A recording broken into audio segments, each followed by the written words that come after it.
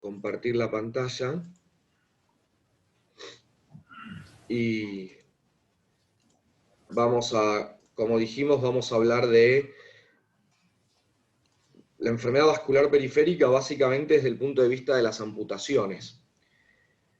Y lo primero que tenemos que decir de todo esto es preguntarnos cuál es la prevalencia de la enfermedad vascular periférica. Y si nosotros miramos los distintos registros, la prevalencia de enfermedad vascular periférica puede ser tan baja como 4,3% en poblaciones mayores de 40 años, o llegar casi hasta el 30% cuando hablamos de pacientes de más de 70 años o pacientes de más de 50 que sean diabéticos y tabaquistas.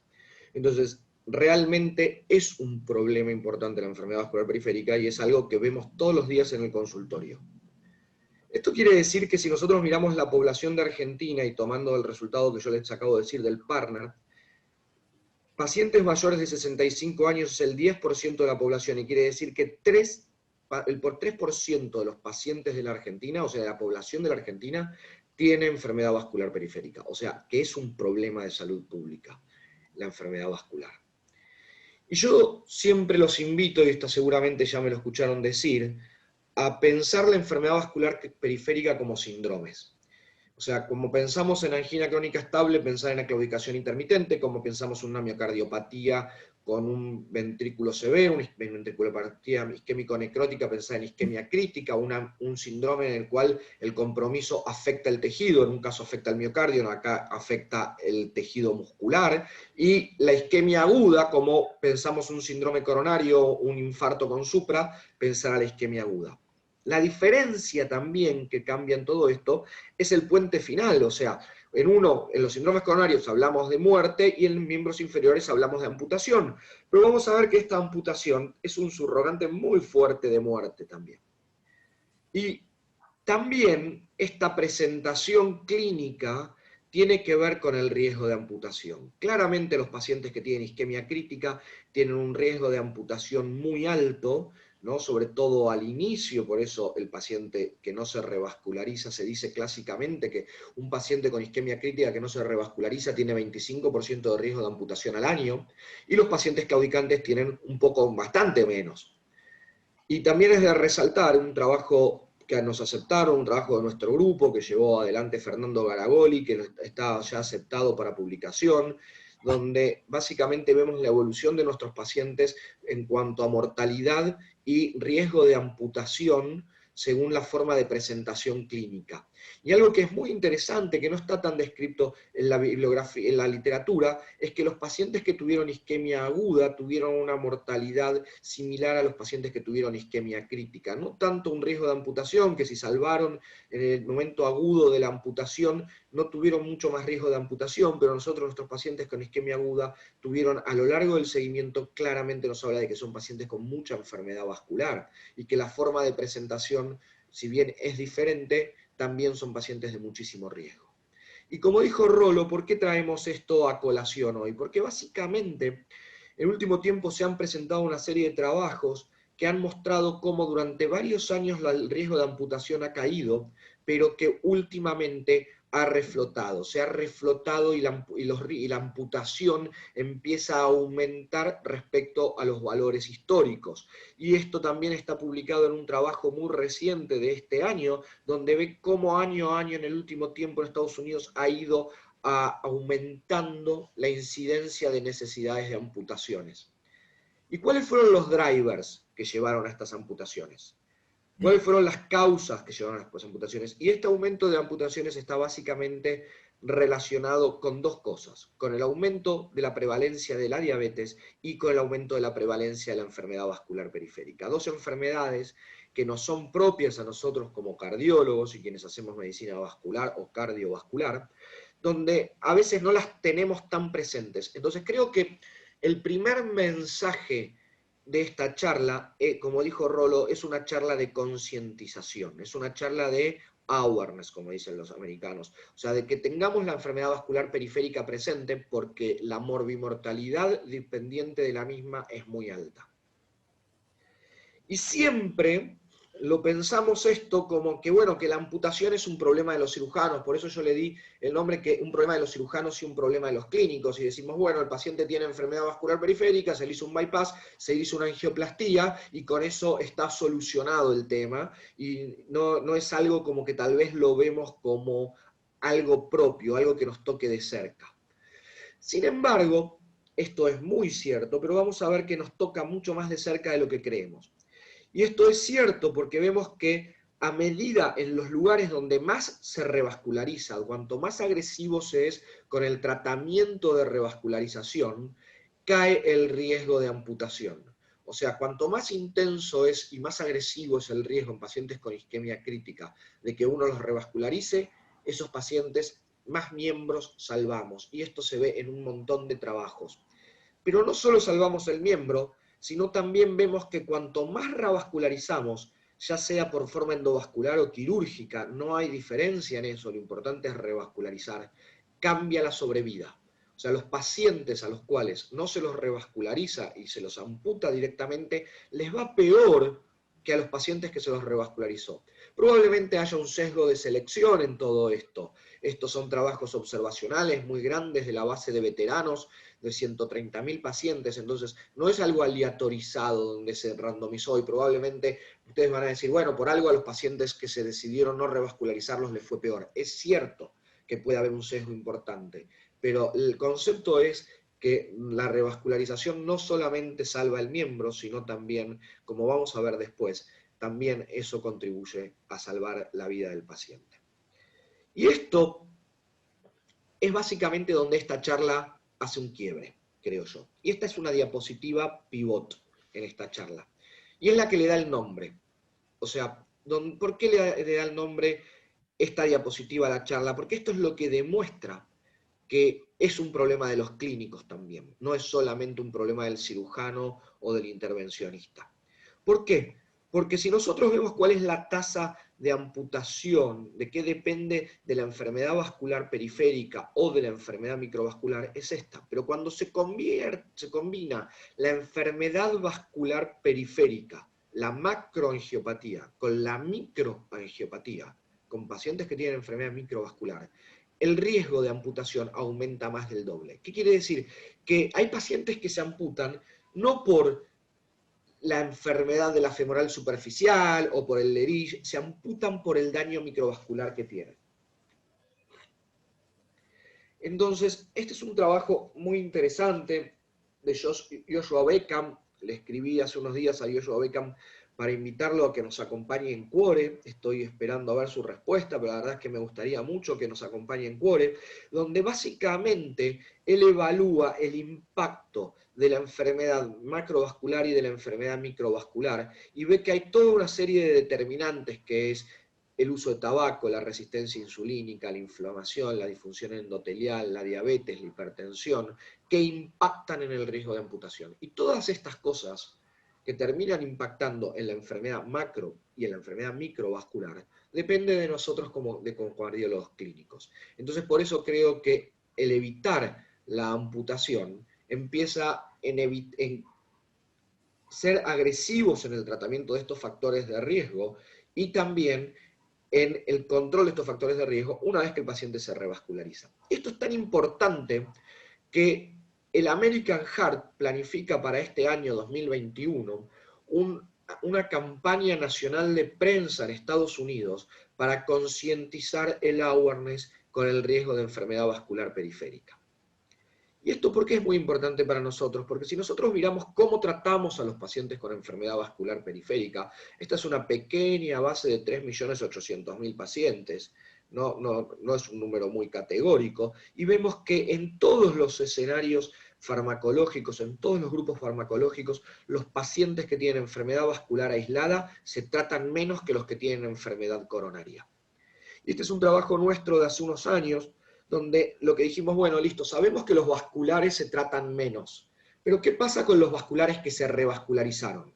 O sea, tal vez se tratan menos porque son asintomáticos, tal vez se tratan menos porque no los jerarquizamos y no tienen síntomas o no sabemos. Pero cuando comparamos pacientes que se revascularizaron periféricos, pacientes que se revascularizaron coronarios, vemos que la tasa de control de lípidos, la tasa de control de hipertensión, la tasa de uso de estatinas también fue más baja en los pacientes, y al alcanzar el objetivo de un LDL menor a 100 o menor a 70, prácticamente los vasculares en este momento eran muy pocos los que alcanzaban un LDL menor a 70, nos está hablando de algo de lo cual tenemos que tomar conciencia, de que los vasculares no los estamos tratando bien.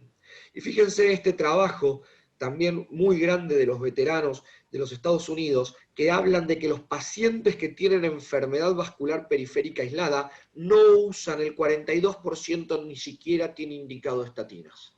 Y el 36% indica estatinas de moderada o baja intensidad. Entonces, el 75 o 77% de los pacientes terminan estando subtratados, mucho más que los pacientes que tienen enfermedades en otros territorios. Y esto, en el seguimiento, el tratamiento con estatinas de alta intensidad en pacientes y al alcanzar metas terapéuticas reduce amputación y reduce mortalidad en los pacientes vasculares. Entonces es muy importante optimizar y alcanzar los controles de metas estrictas de estos pacientes. ¿Qué pasa con el tabaquismo y los pacientes que tienen lesiones tróficas, que tienen isquemia crítica? Y este trabajo es muy interesante y muestra que los pacientes que continúan fumando tienen una menor tasa de cicatrización de las heridas. Y esto es porque el tabaquismo afecta la capacidad de regeneración tisular, afecta la capacidad de migración de macrófagos, de células endoteliales, inhibe la angiogénesis, entonces no se puede generar nuevo tejido. Entonces, que un paciente vascular que tiene una lesión trófica siga fumando, atenta contra la cicatrización de esa lesión, y esto es algo que tenemos que tener presente. ¿Qué pasa con la diabetes? Es muy interesante qué pasa con la diabetes, porque durante muchos años los cardiólogos miramos a la diabetes de costado. Yo en algún momento me pregunté por qué era eso, y decía, bueno, porque sabemos que el tratamiento intensivo de la glucemia disminuye las complicaciones microvasculares, pero no las macrovasculares. Entonces, ¿será que no nos preocupa tanto porque no nos metemos en esto, porque sabemos que los pacientes no se van a morir de un infarto o no se van a morir de mortalidad cardiovascular? Pero ¿qué pasa cuando miramos enfermedad vascular periférica? Disminuye incluso más el tratamiento, la incidencia de enfermedad vascular periférica, que las complicaciones microvasculares en el seguimiento del UKPDS. ¿Y esto por qué es? De vuelta por lo mismo. Porque el control de la glucemia mejora la macroangiopatía, pero también mejora sobre todo la microangiopatía, y la enfermedad vascular periférica, como vimos, depende mucho del daño microangiopático. Los eventos duros en la enfermedad vascular periférica dependen mucho del daño microvascular. Entonces, la pregunta que sigue cuando hablamos de esto es decir, ¿es lo mismo tratar a todos los diabéticos en cuanto al punto final de miembros inferiores, de lesiones tróficas, con cualquier hipoglucemiante, con insulina? Y básicamente lo que sabemos es que tenemos que alcanzar una hemoglobina glicosilada menor de 7 para evitar complicaciones vasculares y microvasculares, pero lo que se vio también es que cuando pacientes se tratan en forma intensiva con insulina, tienen más desarrollo de enfermedad vascular periférica, tienen más revascularización de miembros inferiores y tienen más riesgo de amputación. Entonces, la insulina no sería como la primera opción terapéutica en nuestros pacientes. Y para seguir ahondando y decir, bueno, no todo el tratamiento de la glucemia es igual, tenemos lo que pasó con el CANVAS, que sabemos que la canaglifosina aumentó el riesgo de amputación mayor y de amputación menor. Entonces, a partir de eso nos empezamos a preguntar, ¿esto es un efecto de droga o es un efecto de clase? Y entonces la dapaglifosina y la empaglifosina salieron como a ver qué es lo que pasaba en la empaglifosina en forma retrospectiva con los pacientes que se trataron con empaglifosina, y vieron que no hubo diferencias en cuanto al riesgo de amputación, y la dapaglifosina en forma prospectiva a ver qué es lo que había pasado, y también vieron que esto no parecía ser un efecto de clase, sino que parecía ser un efecto de la canaglifosina. ¿Y cómo lo podemos explicar esto? Probablemente una de las cosas que tiene que ver es con las características de la población, propias de las poblaciones y los riesgos de cada uno de los grupos, y también puede tener que ver con que la canaglifosina es la glifosina que más baja la presión arterial, y que estos pacientes que tienen isquemia crítica, que tienen una perfusión tisular limítrofe, el bajarles la presión arterial podría favorecer el riesgo de amputación.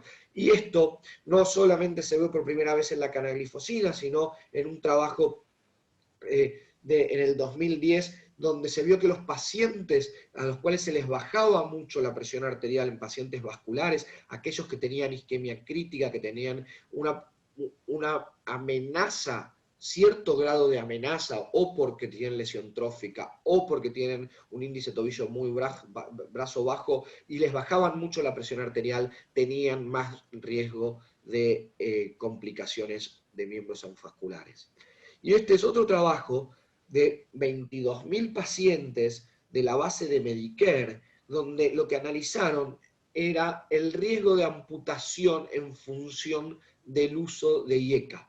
Entonces, ustedes van a decir, ¿qué? ¿Te vas a meter en contra de los IECA? O sea, que un cardiólogo diga algo en contra de los IECA es como, me siento como un poco muy osado y me dan ganas de poder decir todas las limitaciones que tiene este trabajo, que es un trabajo de una base administrativa, que es un trabajo que tiene que ver, que no es un trabajo randomizado, y un montón de cosas que ustedes van a poder decir y seguro están pensando, pero claramente en 22.000 pacientes se vio que los pacientes que usaban IECA y que tenían dolor en reposo tuvieron un riesgo de amputación a los 30 días, a los 90 días y al año mucho mayor que aquellos pacientes que no usaban IECA.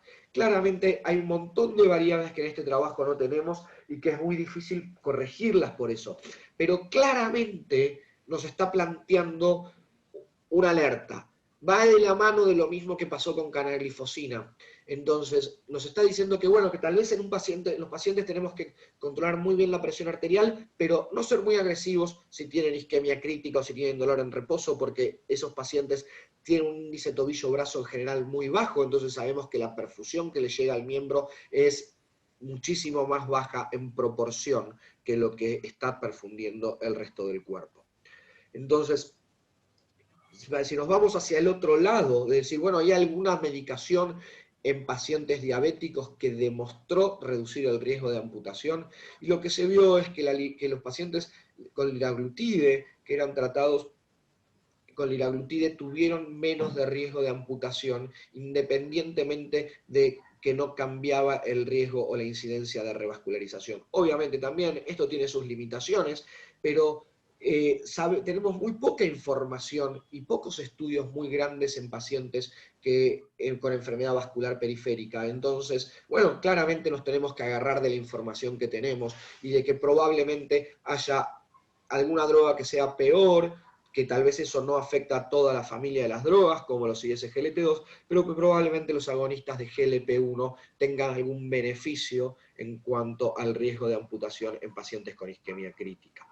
Entonces, veníamos diciendo que no tenemos mucha información y no tenemos grandes trabajos, y hace unos años se presentó un trabajo que ustedes ya conocen, que es el COMPAS, donde fue el trabajo más grande que enroló pacientes con enfermedad vascular periférica, donde se los aleatorizó a un esquema de antiagregación con aspirina o aspirina y rivaroxaban, y se vio que los pacientes que tenían enfermedad vascular periférica tuvieron más beneficio, fueron un grupo que obtuvieron más beneficio del uso de rivaroxaban que los pacientes que ingresaban al protocolo por un criterio de inclusión coronario. Pero la realidad es que el COMPAS no aplica a los pacientes que nos traen hoy en día esta charla, porque estos pacientes son pacientes con isquemia crítica y el COMPAS son básicamente pacientes estables. Y lo que tiene que ver más que el COMPAS con esto es el Voyager, y donde estos pacientes del Voyager eran pacientes que tenían que tener un índice tobillo-brazo menor a 0,8 y que tenían que estar revascularizados. Eran pacientes donde se habían revascularizado, y una proporción muy alta de estos pacientes se habían revascularizado por isquemia crítica. Entonces son pacientes que se parecen mucho más a los pacientes que tienen riesgo de amputación, y donde el riesgo no solamente de eventos cardiovasculares mayores, de MACE, sino también de MAIL, de eventos asociados al miembro, a los limbs, a las piernas, cobran importancia. Y fíjense en un estudio del Euclid, el estudio del Euclid que randomizó pacientes a ticagrelor o clopidogrel en pacientes post revascularización de miembros inferiores, Y fíjense qué pasó con aquellos pacientes que necesitaron una nueva revascularización. Esta es la tasa de eventos de MACE en los pacientes que ingresaron al protocolo y no requirieron una nueva revascularización de miembros inferiores, y la tasa de MAIL en los pacientes que no requirieron una nueva revascularización de miembros inferiores. Pero fíjense, en el próximo, un poquito más del 10% de los pacientes que requirieron una nueva reintervención de miembros inferiores, como la tasa de MACE de vuelta a los pacientes vasculares tiene prácticamente el doble de riesgo de eventos que los pacientes que no requirieron un nuevo procedimiento, pero el riesgo de los eventos asociados a la pierna aumentan prácticamente más de 5 veces. Eso quiere decir que los pacientes que ya se revascularizaron y que tienen mucho más riesgo de tener eventos cardiovasculares centrales y periféricos. O sea, nos estamos hablando de una población de muy alto riesgo. Y estos son los pacientes que se parecen un poquito más a los pacientes del Voyager, donde vemos que hubo una reducción importante del punto final primario, no solo en el primer evento, sino una reducción muy importante de los eventos subsiguientes, y con una tasa de sangrado en este grupo de pacientes, donde fíjense que si bien hubo un aumento de la tasa de sangrado mayor, esa tasa de sangrado mayor en este grupo de muy alto riesgo parece cobrar un mayor beneficio sobre el riesgo, el tratamiento de estos pacientes que ya fueron revascularizados. Y no hubo, este sangrado mayor no fue intracraneal o no fue fatal, ¿está bien? Entonces, la verdad que fue evidentemente gastrointestinal. Entonces, esto sería una población donde este tratamiento cobra un poquito más bastante más, diría yo, de jerarquía, y donde es mucho más importante en cuanto a la reducción de eventos.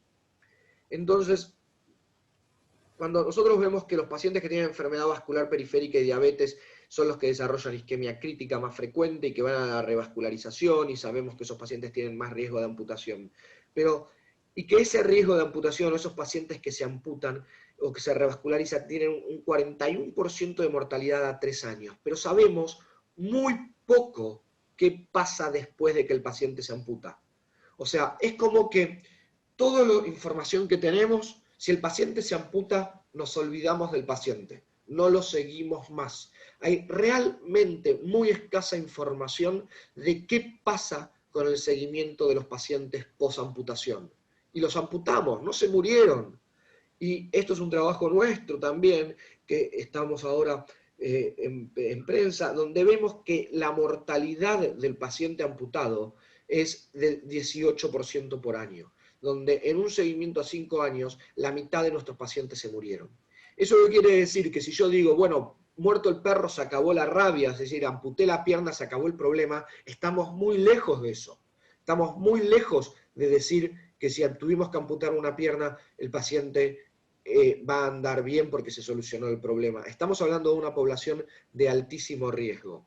Entonces, pensemos que la amputación no es un evento final, es un evento final de la pierna, pero no es un evento final del paciente. Cualquiera de ustedes ve a este paciente en los pasillos del hospital y no se da cuenta que le falta una pierna. Y este paciente es un paciente nuestro de todos los días, donde muchas veces vienen a eco o vienen a mi consultorio y ustedes no se dan cuenta que le falta la pierna, pero es un paciente relativamente joven que está amputado con un altísimo riesgo vascular, y si les muestro el pie del otro lado le faltan todos los dedos, o sea que no es que tiene compromiso de una pierna, sino que tiene compromiso de las dos piernas. Entonces, como para ir terminando, la enfermedad vascular periférica y la diabetes impactan y generan isquemia crítica, impactan en nuestra necesidad de revascularización. Esta necesidad de revascularización de miembros inferiores es un subrogante que dispara al doble por lo menos el riesgo de eventos cardiovasculares centrales en el seguimiento, pero probablemente arriba de 5 veces el riesgo de nuevos procedimientos de revascularización periférica, y que eso determina un altísimo riesgo de amputación, y que cuando el paciente se amputa no se muere, y que este trabajo de ya hace unos años nos muestra que si nosotros somos muy agresivos y usamos un tratamiento completo en pacientes vasculares, podemos reducir hasta 2/3 el riesgo vascular global de estos pacientes. Entonces, para cerrar, creo que en todos nuestros pacientes tienen que tener caminatas y tienen que hacer ejercicio porque eso genera circulación colateral y cambia el metabolismo del músculo y genera angiogénesis, y es la más sustentable de todos los procedimientos de revascularización. Claramente el paciente no tiene que fumar, tenemos que alcanzar un objetivo de LDL seguro menor de 70, probablemente más cerca a menor de 55, tenemos que tener una hemoglobina glicosilada de menos de 7 y probablemente los GLP-1 sean la droga que más reduce los eventos en cuanto al impacto y la morbilidad en enfermedad vascular periférica, que la presión arterial probablemente tenemos que estar cerca de 140-90, que en pacientes con isquemia crítica no seamos terriblemente agresivos en el descenso de la presión arterial y tengamos algún grado de cuidado con el uso de IECA, donde claramente no puedo decir que no podemos usar IECA, estoy muy lejos de poder decir eso, pero que sepamos que en estos pacientes cuando están cursando un cuadro de isquemia crítica no tenemos que bajarles demasiado la presión y que claramente estos pacientes tienen que estar antiagregados y que los pacientes de más alto riesgo se benefician del uso de aspirina y dosis bajas de rivaroxaban. Bueno, muchísimas gracias.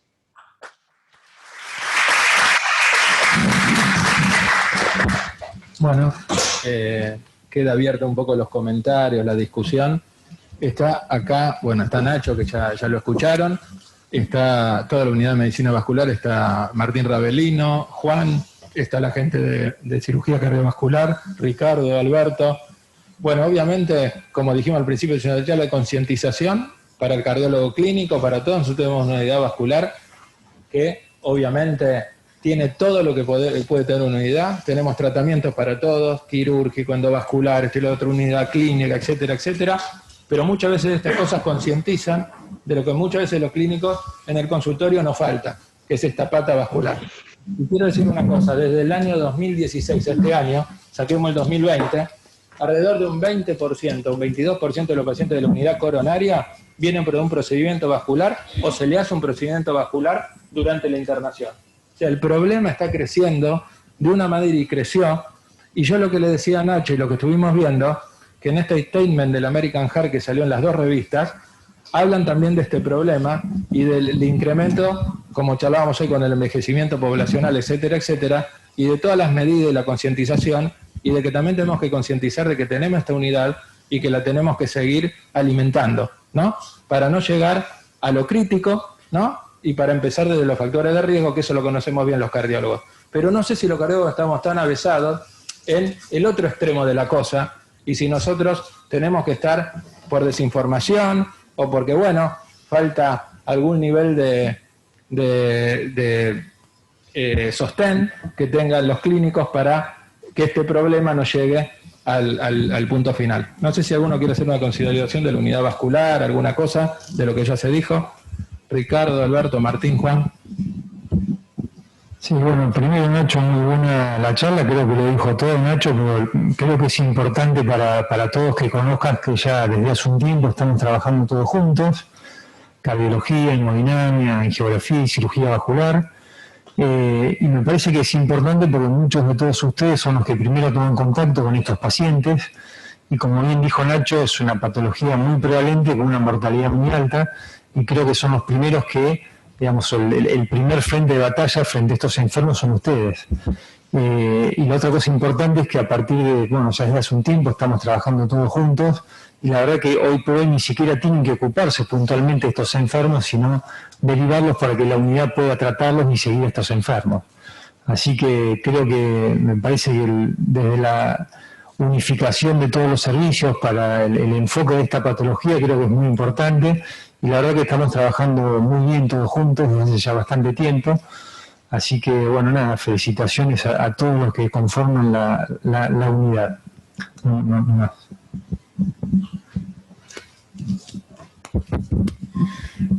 Hola Nacho, felicitaciones, soy Alberto.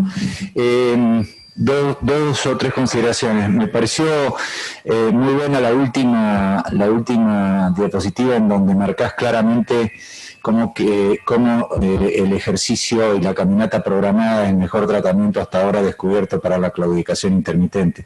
Porque la claudicación intermitente no es isquemia crítica, es decir, no todos los pacientes que le duelen las piernas al caminar tienen isquemia crítica. La isquemia crítica está caracterizada por o el dolor de reposo o la lesión trófica o la claudicación crítica, que es aquella que hace invalidante al paciente. Y lo otro que te quería preguntar es si tenés alguna noticia acerca de alguna publicación que ha salido. Hay una que salió en Journal of Vascular Surgery de hace poco tiempo, acerca de la hidratación y de la administración de albúminas para lograr en el proteinograma arriba de 4 gramos por decilitro para mejorar la claudicación intermitente, porque se asume que estos pacientes están deshidratados y entonces la capacidad rheológica del glóbulo rojo de llegar al músculo isquémico disminuye.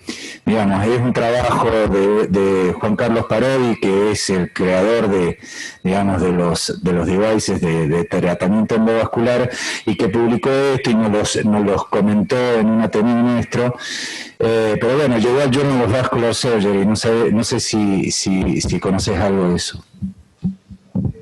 Sí, sabía algo de eso. De hecho, Martín Ravelino revascularizó a algún paciente que estuvo enrolado en ese protocolo y que vino al hospital con un cuadro de isquemia crítica, donde no se lo pudieron solucionar y lo habían internado en otro centro para hidratarlo, y el paciente le proponían amputar la pierna y Martín le terminó revascularizando y el paciente anduvo muy bien.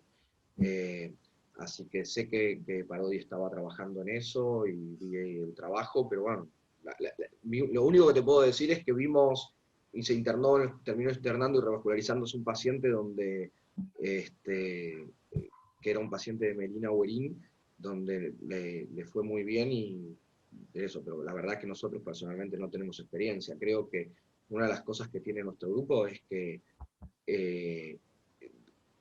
somos muy agresivos en cuanto al tratamiento de revascularización y de intentar procedimientos de revascularización que incluso en otros centros no se pudieron lograr. Entonces, la verdad es que siempre vamos por ese camino. ¿Algún comentario más?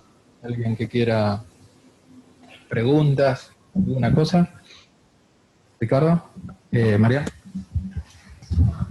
Nacho, te felicito. La verdad que uno está acostumbrado a escuchar tus charlas, que siempre son excelentes. Este fue una de las mejores por el contenido y la forma y lo completo que fue.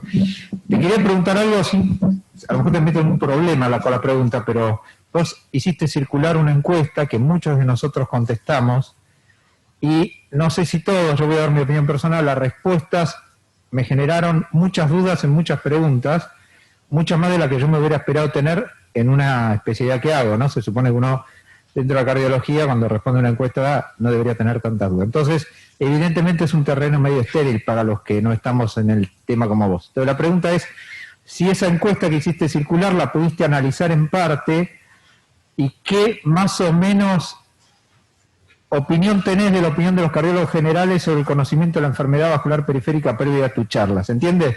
Si pudiste analizar un poco cómo es la formación del cardiólogo general en base a la encuesta, que yo sé que la hiciste con esa intención. Sí, a ver, sí, la pude ver, obviamente. La verdad es que no la traje a colación porque ya sentía que la charla me había quedado muy larga, que de hecho la cantidad de diapositivas que les tengo mucho cariño que hice y que no puse, no era el tiempo que me las quedé para tenerlas en mi diapositoteca, es enorme, pero me hubieran mostrado un montón más de información. Pero por eso no la puse y traté de contestar algunas de las preguntas que fui haciendo ahí.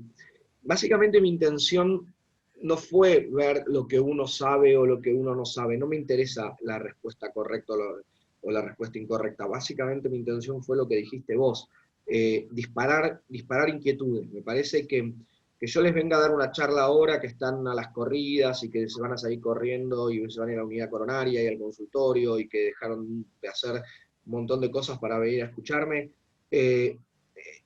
es como van a decir, qué linda charla todo, y creo que el haber preguntado algunas cosas antes es como que ara el terreno para que lo que yo les dije hoy caiga en una tierra más fértil. Básicamente la intención de la encuesta era esa. Entonces no importa si las preguntas estaban bien o las preguntas estaban mal. También hay muchas preguntas ahí que yo no las hubiese hecho en un examen, que si tuviese que tomar un examen en la facultad o en la carrera de especialista o en la maestría, no hubiese hecho esas preguntas porque dan lugar a mucha discusión e interpretación. Entonces, no sé si hay una pregunta que está bien o está mal. Si vos me preguntás, yo en un paciente diabético vascular, ¿tengo que usar primero metformina o primero GLP-1? La realidad yo no te puedo decir, lo primero es la metformina y después los GLP-1. Lo que te puedo decir es que en el UKPDS, en pacientes con poca enfermedad con poca enfermedad de diabetes, de reciente diagnóstico y después de 10 años de seguimiento, se vio que la metformina reduce el riesgo de enfermedad vascular, y que en pacientes más graves, con enfermedad más consolidada y establecida, con GLP-1, se vio que también se reduce. Entonces, creo que tal vez en la práctica vamos a seguir durante muchos años usando la metformina como primera droga, porque es muchísimo, infinitamente más barata e infinitamente más fácil. Pero también tenemos que saber que los GLP-1 tienen un lugar, y que si entre los GLP estoy en un paciente que su problema es vascular, probablemente si tengo que elegir una segunda droga, elija los GLP-1 y no otra familia, y que si tengo un vascular con insuficiencia cardíaca, probablemente elija dapaglifosina o empaglifosina y no canaglifosina si tiene enfermedad vascular, porque la cana mostró que tiene más riesgo. Entonces, las preguntas no iban apuntadas a decir esto está bien o esto está mal, sino iban a generar la duda y a generar la inquietud. Sí. Bueno, bárbaro, Nacho, realmente muy buena la recopilación y tu posición. Pero un comentario y una pregunta. El comentario es, sí, como en metformina hay algunos análisis, pero a nivel de evidencia nada que ver con los GLP-1, porque ahí tenemos datos incuestionables acerca de la prevención cardiovascular. Y en los otros, Perdón, le escuché, se me cortó, le escuché. digo que con la metformina hay datos que son secundarios, derivados, no hay estudios controlados muy extensos y muy fuertes que igualen a los GLP-1 en la prevención vascular. Con respecto al otro tema en todo paciente que nosotros vemos en el consultorio con una enfermedad vascular, por ejemplo, claudicación intermitente, en el cual no están intervenidos, pues uno opta por el ejercicio y los controles del factor de riesgo y demás. Nosotros, a tu criterio, deberíamos sistemáticamente anticoagularlos, porque todos ellos van a terminar con un doble tratamiento, aspirina más anticoagulación. ¿Es esa la recomendación firme o es un tema todavía a considerar? No estamos hablando de anticoagulación plena, estamos hablando, o sea, si usted se refiere al caso del Voyager, 2,5 miligramos. Estamos hablando de 2,5 miligramos de rivaroxaban cada 12 horas. Creo que no es algo hoy en día que esté establecido para todos los pacientes. Creo que cada vez lo estamos usando más en pacientes que ya fueron revascularizados o que tienen múltiples procedimientos de revascularización. Y es algo que yo me lo he preguntado muchas veces, de si eso está bien. Y creo que hay una cuestión de visa tergo, y donde también a veces uno, por distintos motivos, dice, bueno, no termino adoptando nuevos tratamientos. Y creo que en pacientes de muy alto riesgo, que tienen bajo riesgo de sangrado, yo es una práctica que lo estoy usando, y que también no usarlo lo priva a los pacientes lo priva a los pacientes de no hacerlo. O sea, a ver, hace pocos días, ayer se fue de alto, el martes, un paciente en su grupo donde tuvo una angioplastía hace 18 meses y se volvió a angioplastiar que por un cuadro de isquemia aguda. Claramente ese paciente es un paciente que hubiese entrado al Voyager, y es un paciente que tenía una revascularización previa y tuvo una nueva revascularización. Yo creo que en esos pacientes es muy razonable. Hay que controlarlos bien y evaluar el riesgo de sangrado, pero si tiene un riesgo de sangrado aceptable, creo que es muy razonable usar rivaroxaban en bajas dosis. De hecho, hay un trabajo de antiagregación en pacientes diabéticos publicado ahead of print en la europea, en la revista europea, un statement, donde ponen en pacientes diabéticos con enfermedad vascular periférica la combinación aspirina-rivaroxaban en primer lugar. Sí, sí. Nacho, felicitaciones por tu exposición. Tengo un par de dudas, sobre todo para los que no leemos fármacos en forma regular. Una es que nos explique tal vez cuál es el concepto entre anticoagulación plena y rivaroxaban en bajas dosis. O sea, de vuelta, para los que no leemos mucha farmacología, o sea, anticoagulado es anticoagulado y anticoagulación en bajas dosis, ¿qué significaría? O sea, eso lo expone a menos evento de sangrado ante la necesidad de un procedimiento quirúrgico está anticoagulado. ¿Cómo es la historia esa? Y segundo, bueno, todos estos trabajos que muestran un beneficio de la anticoagulación en estos pacientes, ¿han considerado la calidad de la revascularización de estos pacientes o el resultado final de lo mismo? Porque desde el punto de vista operativo bastante difícil en algo tan complejo como es la revascularización de miembros inferiores, establecer un estándar de resultado de revascularización final a partir del cual demostrar el beneficio de una terapia, digamos, hematológica. Mira, en el Voyager básicamente eran 2/3 de los pacientes eran revascularizados en forma endovascular, y 1/3 de los pacientes estaban revascularizados en forma quirúrgica. Y el rivaroxaban en sí es un anti-10 con un mecanismo similar a la enoxaparina, entonces esto es como podés imaginártelo, la diferencia entre anticoagular a un paciente en forma plena cuando uno le da un tratamiento para una fibrilación auricular o un TEP en la unidad coronaria, o darle profilaxis para prevención de TBP. Claramente son menos dosis, y esa dosis más baja tiene que ver con el riesgo de sangrado. El riesgo de sangrado no fue muy alto y fue mucho más bajo que en los trabajos que plantearon el uso de anticoagulación plena por fibrilación auricular o por tromboembolismo de pulmón. Entonces, básicamente lo que tiene que ver es con inhibir una segunda vía en la activación de la coagulación, que no es simplemente las plaquetas, sino también la vía de la coagulación, que lo que se vio en pacientes que se amputaron, hay un trabajo muy interesante de 299 pacientes a los que les amputaron 300 y pico miembros con anatomía patológica de los miembros, y en muchos de esos pacientes que terminan amputados no se ve que haya aterosclerosis a nivel infrapatelar, y lo que se ve es que hay trombo a nivel infrapatelar. Entonces, básicamente, que el mecanismo a nivel de los miembros de activación de la coagulación no es solamente una cuestión de antiplaquetario, sino también de activación del sistema de coagulación, y eso es un poco el racional para el uso de nuevos anticoagulantes en bajas dosis en estos pacientes. Pasa por otro lado, es decir, para establecer el beneficio de un fármaco, uno tiene que tener un piso de efectividad de la revascularización, es decir, a todos estos pacientes tuvieron una mejoría en función de un parámetro objetivo, le hace índice tobillo-brazo, un Doppler con determinado flujo, algo que diga que estaban bien revascularizados, porque si no todos los pacientes del Voyager tenían, de hecho nosotros incluimos pacientes en el Voyager, el investigador principal fue Rojas Matas, y yo le hacía los índices tobillo-brazos, y todos los pacientes se vio una mejoría clara del índice tobillo-brazo de todos estos pacientes.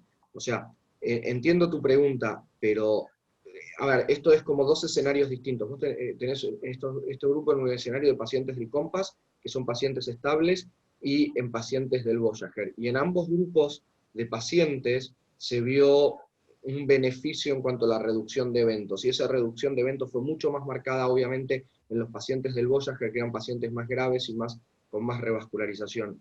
Y en todos los pacientes tienen un índice tobillo-brazo que aumenta significativamente, y que todos estos pacientes no te puedo decir que tiene una revascularización completa de los 3 vasos, pero que todos los pacientes, y que la tasa de permeabilidad en el seguimiento del procedimiento de revascularización era muy alta, no es que esto fue porque está sesgado, porque hubo pacientes a los cuales se les tapó el stent o se les tapó el bypass. Y era similar en los 2 grupos, y todo hubo una reducción en cuanto a un punto final primario que tiene que ver con eventos cardiovasculares centrales, y mucho más marcado en cuanto a eventos vasculares periféricos. Bueno, Nacho, hay una pregunta ahí del Instituto Lesica que dice, en este tipo de pacientes me imagino que ser las isquemias críticas, revascularizadas y que ya están en un extremo de eso, ¿dejarías un esquema de clopia, aspirina y rivaroxaban en baja dosis inicialmente y luego aspirina y rivaroxaban en baja dosis? ¿Cómo sería el esquema? Esa es la pregunta. En el Voyager, los pacientes que de la rama quirúrgica, que se revascularizaban en forma quirúrgica, tenían todos aspirina y se los randomizaba aspirina o rivaroxaban, y en los pacientes que se revascularizaban en forma endovascular tenían aspirina, rivaroxaban, era lo que por protocolo el paciente se randomizaba, ¿no? Y clopidogrel a uso a discreción del operador. Y el 60% de los pacientes tuvieron clopidogrel, que el clopidogrel se lo dejaban durante el primer mes, o sea, aspirina, clopidogrel, rivaroxaban en bajas dosis en pacientes que se revascularizaban en forma endovascular en el 60%, y no hubo en ese grupo de pacientes, estamos hablando de más de 1000 pacientes, un sangrado mayor o mayores complicaciones de hemorragia que los pacientes que no se usó clopidogrel. Así que el uso de la combinación triple por un mes parece bastante segura. Hablamos del tratamiento médico. Como nos quedan pocos minutos, vamos a hablar del otro lado para mí, del tratamiento no médico. ¿Qué es lo que uno aprendió o nuevo fue en los últimos 10 años hoy? ¿Y cuál es el futuro del tratamiento de la enfermedad vascular periférica? Estoy hablando del no médico, ¿eh? Estoy hablando de eso. Para cerrar un poco y para hablar del otro espectro de la cosa. No sé quién quiere. A ver, en los últimos 10 años, la verdad que en lo que es el tratamiento endovascular hubo un gran avance, porque a ver, en estos últimos 10 años se comenzó a trabajar mucho en los vasos, por debajo de la rodilla y sobre todo en estos últimos años en los vasos adentro del pie. Para nosotros era muy complejo tratar los vasos que estaban por debajo de la rodilla y por debajo del pie, y generalmente los pacientes que tienen isquemia crítica, en general la gran mayoría de ellos tienen afectación de estos vasos. Y la verdad que gracias al desarrollo tecnológico que hubo y a la cantidad de enormes dispositivos que se fueron desarrollando, hoy por hoy podemos abordar este tipo de vasos que hace muchos años era prácticamente imposible y con una tasa de éxito muy alta, ¿no? O sea que yo creo que en estos últimos 10 años que pasaron, creo que el gran beneficio en estos pacientes fue poder trabajar sobre vasos de tan pequeño diámetro cuando antes era prácticamente imposible. Y lo que vendrá es una buena pregunta, Ron, me encantaría poder responderla. El mensaje también que me gustaría dejar, que creo que es muy importante, o sea que en estos pacientes hay 2 grandes grupos de pacientes: el paciente con isquemia crítica, que creo que es un paciente que no se le escapa a nadie y todo el mundo lo ve, y es muy fácil porque, digamos, la resolución siempre va a ser la revascularización, ya sea abierta o cerrada, pero creo que es muy importante trabajar sobre el paciente asintomático o el paciente claudicante para evitar que llegue a un estadio más avanzado de la enfermedad, ¿no? Y eso es importante en todos aquellos que hacen la parte clínica, que estén muy pendientes de esos pacientes sobre todo, ¿no? No sé, Ricardo, Alberto, si quieren decir algo, Juan. No tengo nada. Alberto. Yo analicé hace unos años ese tema de la claudicación, y en realidad lo que uno hace habitualmente, Nacho, corregime, es digamos, lo que el médico en su consultorio hace, bueno, vaya, tiene que caminar todo lo que pueda y no le da ninguna pauta de características. La caminata debe ser persistente, debe ser en el tiempo, debe ser continua, debe ser el paciente debe salir a caminar para entrenarse con una zapatilla cómoda, no hacer las compras, sino directamente directamente dedicar 30 a 40 minutos a eso que es entrenar. Si se tiene que parar, cuantas veces se tenga que parar, parará esos 2 minutos hasta que se le vaya el dolor y volverá a caminar. Tiene que dejar de caminar antes de que llegue a la exhaustación, para que ese tratamiento sea efectivo, para que el paciente no se sienta frustrado. Si tiene que caminar en 40 minutos, si tiene que parar 10 veces, tendrá que parar 10 veces, y eso lo tiene que hacer no menos de 3 veces, pero no más de 5 por semana, y el beneficio, el paciente tiene que saber que lo va a tener recién a los 6 meses. Los metaanálisis más importantes, o los registros más importantes, como lo de los escandinavos, muestran un beneficio del 190% recién entre 6 meses y el año. Entonces, por ahí para ellos es muy frustrante, porque me dicen, si yo camino 50 metros, recién el beneficio voy a tener de caminar una cuadra dentro de 6 meses o de un año. Bueno, esto es así. Y esto uno podría, lo único que uno tiene que hacer es dedicarle 5 minutos a explicarle todas estas cosas al paciente, porque si no, el paciente camina, se le agarrota el garrón y deja de caminar. Así que por ahí lo que yo quería agregar es eso, tomarse 3 minutos para explicarle, no menos de 4 veces, 40 minutos por día, no llegar a la exhaustación y ser persistente en el tratamiento. Me parece que esto que dije yo en 5 minutos es el mejor tratamiento hasta ahora conocido para la claudicación intermitente de origen vascular. Muy bien. Bueno, una cosita nada más. Yo ahí con Alberto por ahí difiero un poquito quizás. A ver, está claro que el tratamiento que Alberto menciona es el tratamiento que se evidencia uno, está en todas las guías, pero me parece que en los últimos años, digamos, se han mejorado muchísimo los tratamientos, hablo de la parte endovascular, que es lo que hago, y yo creo que el tema del claudicante es un capítulo, no nos da el tiempo para discutir, todo lo tendríamos que discutir, pero la verdad que es muy apasionante, o sea, porque a ver, la claudicación invalidante, ¿qué es invalidante? O sea, si un paciente tiene 80 años y solo va a la esquina a comprar el pan, ese paciente quizás claudique 100 metros, me parece paciente es invalidante, pero si es una persona más joven, quizás 200 metros resultan ser invalidantes. O sea que es un capítulo bastante atractivo para discutir, pero yo creo que hoy por hoy el paciente claudicante creo que no es la única alternativa a las caminatas y el tratamiento médico. De hecho, muchos el tratamiento médico no lo toleran y hay pacientes incluso que la mejoría, no sé, mejoran un 100% el perímetro de marcha, pero si claudican a 100 metros, caminaron 200 y son suficientes esos 200 metros para el paciente, ¿no? Bueno, creo que hoy por hoy hay otras alternativas también más que el tratamiento médico solo, ¿no? Yo, si me permitís, respecto de eso, daría para discutir muchos criterios, pero uno puede decir, bueno, la claudicación invalidante la intervengo. La gran mayoría de los pacientes que ven en consultorio no tienen la claudicación invalidante, o sea, la mayoría de ellos computa para hacer tratamiento médico. Del tratamiento médico, al margen de controlar todos los factores de riesgo que ya dijo Nacho, el silostazol podés no dárselo, lo que le sirve es la caminata. Si el tipo es disciplinado y camina 300, 400 metros, va a andar bien. El condicionante para indicarle desmedida al tratamiento endovascular es que ningún tratamiento endovascular está libre de complicaciones crónicas en términos de restenosis del estén y demás. Pues si vos un claudicante de 300 400 metros le pusiste un estén de una y tenés una restenosis en 6 meses, habrás hecho mal. Entonces, el primer paso para el tratamiento de la claudicación intermitente debe ser médico, porque si el tipo fracasa haciendo tratamiento médico, vos estás libre para hacer el tratamiento endovascular después. Ese es mi criterio al menos respecto de este tema. Nacho. Es un tema que con Martín hemos discutido mucho. Obviamente que tenemos visiones que tienen muchos puntos en común y otros que tenemos una visión distinta. Es cierto también, ¿cómo lo veo yo en el consultorio? Es cierto que si uno lo manda a caminar al paciente, hay pacientes que mejoran muchísimo. Hay pacientes que con tratamiento médico dejan de claudicar, pero dejan de claudicar. Y mejoran muchísimo, lo vemos todos los días.